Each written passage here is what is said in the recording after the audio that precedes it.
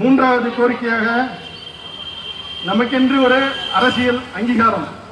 நாம் இதனால் வரை எந்த ஒரு அரசியல் அங்கீகாரம் கிடைக்கப்பெறாமல் நம்முடைய சமூகம் பின்தங்கி கீழ்நோக்கி எந்த ஒரு முன்னேற்றமும் இல்லாமலே இருந்து கொண்டிருக்கிறது.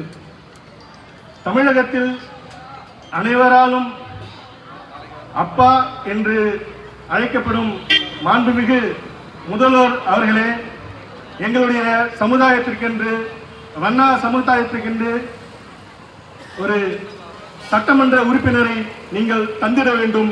இந்த வருகின்ற 2026 சட்டமன்ற தேர்தலில் எங்களுக்கென்று ஒரு சட்டமன்ற உறுப்பினரை நீங்கள் வாய்ப்பளித்து எங்கள் சமூகத்திற்கு சட்டமன்ற உறுப்பினரை பெற்றுத்தர நீங்கள் ஆவணம் செய்ய வேண்டும்.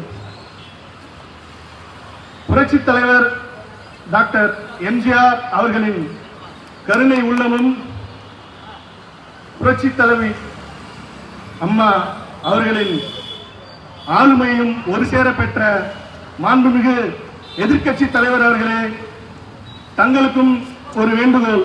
எங்களுடைய சமுதாயத்திற்கு ஒரு சட்டமன்ற உறுப்பினருக்கு இந்த சட்டமன்ற தேர்தலில் போட்டியிடுவதற்கு ஒரு வாய்ப்பினை வழங்கிட வேண்டும் என்று உங்களை வேண்டி விரும்பி கேட்டுக்கொள்கிறேன். வரலாற்றை திருப்ப போவதாக இந்த தமிழகத்தில் புதியதாக ஒரு கட்சியை தொடங்கியுள்ள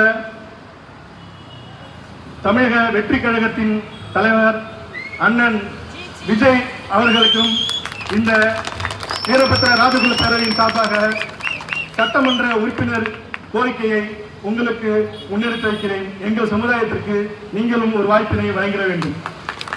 இந்த வரிசையில்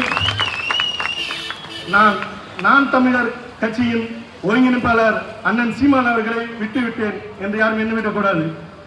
அண்ணன் சீமான் அவர்கள் நம்முடைய சமூகத்திற்கென்று வாய்ப்பினை வழங்கியிருக்கிறார். ஆதலால் நான் அவரது பெயரை குறிப்பிடவில்லை. ஆகவே சுமார் 80 லட்சம் வாழ்ந்து கொண்டிருக்கும் எங்கள் சமூகத்திற்கு நீங்கள் சாதிவாரி கணக்கெடுப்பு எடுத்த பிறகு எங்களுடைய சமுதாயம் எவ்வளவு என்று அதற்கான ஒரு புள்ளி விவரத்தை தந்த பிறகு நாங்கள் எங்களுக்கான விகிதாச்சார அடிப்படையில் எங்களுக்கு ஒரு சட்டமன்ற தொகுதியை நீங்கள் ஒதுக்கி தர வேண்டும். இதுவே எங்களின் அரசியல் அங்கீகாரமாக எங்களது கோரிக்கை, மூன்றாவது கோரிக்கை.